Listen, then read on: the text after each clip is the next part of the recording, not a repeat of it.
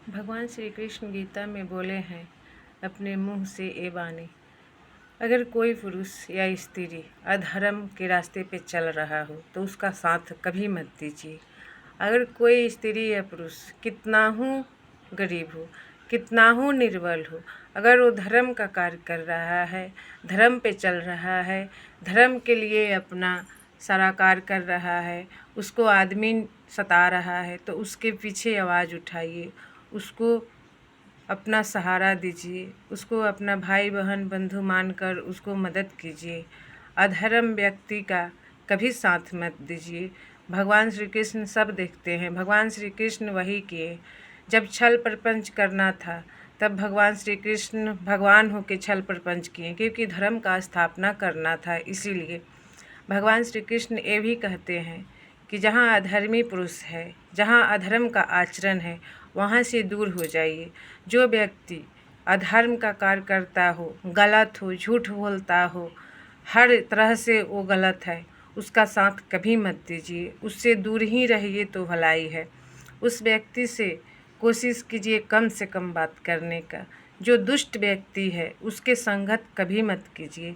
आप अगर वहाँ उसके साथ बैठना उठना करते हैं तो वो दुष्ट व्यक्ति का प्रवृत्ति आपके अंदर प्रवेश कर जाएगा, ना चाहते हुए भी। अगर आप नहीं भी कीजिएगा उसका आचरण, फिर भी उसका छाया पड़ेगा आपके अंदर, वो धीरे धीरे प्रवेश करते जाएगा। जैसा कि संग कीजिएगा वैसा प्रभाव पड़ेगा, जैसा से संगत रखिएगा वैसा का छाया लगेगा। उस छाये में दिन रात बैठिएगा तो आपके अंदर वही प्रवृत्ति अंश जाएगा, क्योंकि भगवान श्री कृष्ण बोल दिए हैं गीता में, जैसा अन्न वैसा मन, जैसा पानी वैसा वाणी। जब भगवान श्री कृष्ण गए थे खाना खाने तो विदुर के घर साग खाए थे, केले का छिलका खाए थे, उनके प्रेम के वशीभूत होकर।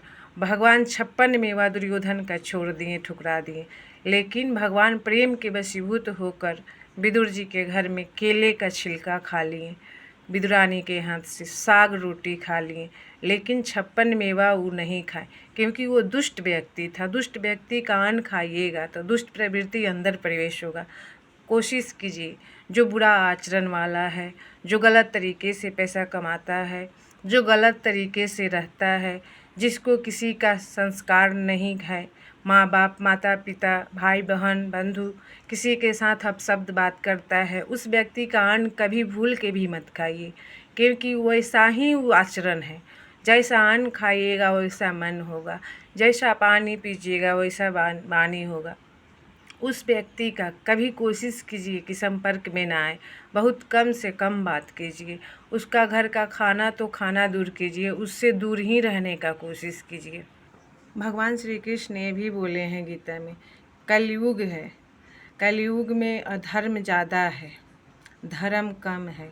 कलयुग में 100 में 95 अधर्म है, 5 धर्म है।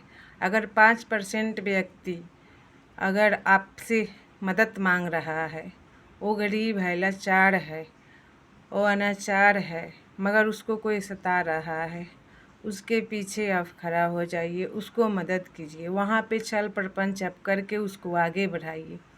इसलिए कभी भी दुष्ट व्यक्ति हो उसका कभी भी मदद मत कीजिए, क्योंकि इस पृथ्वी में ऐसे भी 95% पाप भरा हुआ है। उसको अगर आगे बढ़ाइएगा तो पूरा पृथ्वी पाप ही पाप भर जाएगा।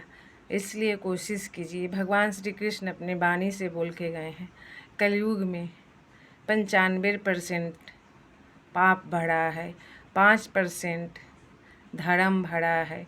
अगर 5% हम लोग ऊंचा उठाते हैं तो धर्म का प्रचार होगा। अगर 95 में से उसको ऊंचा उठाइएगा तो पूरा धरती पृथ्वी पाप से भर जाएगा, तुरंत तहस नहस हो जाएगा। इसलिए अधर्म का साथ कभी मत दीजिए, धर्म का साथ दीजिए। जहाँ पे धर्म हो वहाँ पे आगे बढ़िए, धर्म का कार्य कीजिए, कोशिश कीजिए। भगवान मनुष्य तन लिए हैं तो कोई अच्छा कार्य कीजिए, किसी का चुगली खोटा मत कीजिए। कोई भी जीव हो उसे तड़पाइए नहीं, उसे रुलाइए नहीं। आत्मा में परमात्मा का वास होता है।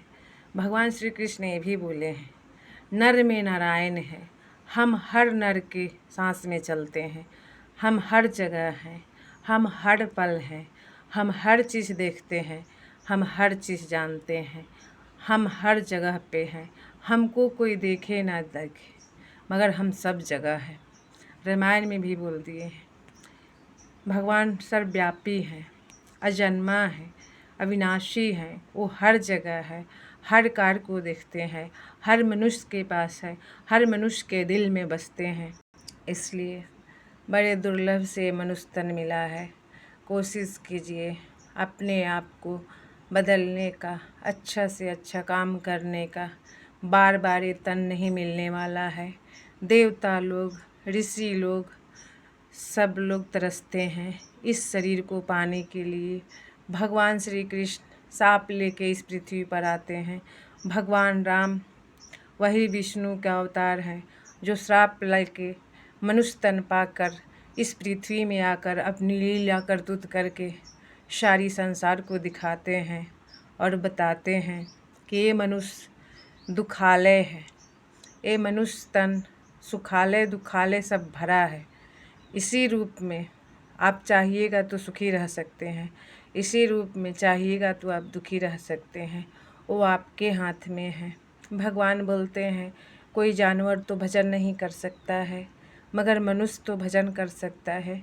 इसी शरीर में कितना हूँ दुख हो, कितना हूँ कष्ट हो, 2 पल का समय निकालिए सुबह और शाम और भगवान का कीर्तन कीजिए। भगवान को कुछ नहीं चाहिए, भगवान को मन से याद कीजिए, दिल से याद कीजिए। बस भगवान के लिए वही काफ़ी है।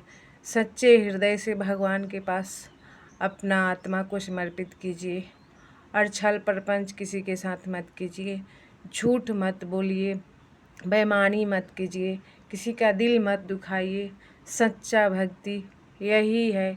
भगवान श्री कृष्ण गीता में बोले, जो मनुष्य हमारे प्रति सच्चे दिल से श्रद्धा भाव से हमारी कीर्तन करता है, परोपकार करता है, मैं उसी से प्रसन्न रहता हूँ। आप कोई जप तप यज्ञ पूजा पाठ कुछ मत कीजिए, आप अपने अच्छे से कर्म करते चलिए, फल भगवान देते जाएंगे। फल तो मांगने का आपको ज़रूरत ही नहीं पड़ेगा। भगवान श्री कृष्ण बोले हैं, जो मनुष्य अपने कार्य में श्रद्धा भाव से सच्चे दिल से अपना रोजी रोटी, अपना घर परिवार सच्चे दिल से सच्चे भाव से चलाता है, भगवान वहीं पर वास हो जाते हैं। भगवान कहीं दूर नहीं रहते हैं, भगवान हर जगह रहते हैं। आपके दिल में ही भगवान है, लेकिन आपके अंदर वो प्रेम होना चाहिए, उस सच्चे हृदय में श्रद्धा भाव होना चाहिए। भगवान आपसे कभी दूर नहीं रहते, भगवान कभी नहीं किसी को दुख देते हैं, भगवान कभी नहीं किसी को चाहते हैं रुलाना। वो तो मनुष्य अपना कर्म करके रोता है, वो तो मनुष्य अपना कर्म के कारण भोगता है। इसी संसार में आप चाहिएगा तो 1 रुपए में सुखी रह सकते हैं, इसी संसार में चाहिएगा तो आप 1 करोड़ में सुखी नहीं रह सकते हैं। भगवान श्री कृष्ण बोल दिए हैं, मनुष्य कर्म का फल भोगेगा चाहे जो हो। वो तो ब्रह्म का बाप थे राजा दशरथ जी, उनको शाप मिला, वो अपना फल भोग के ही गए।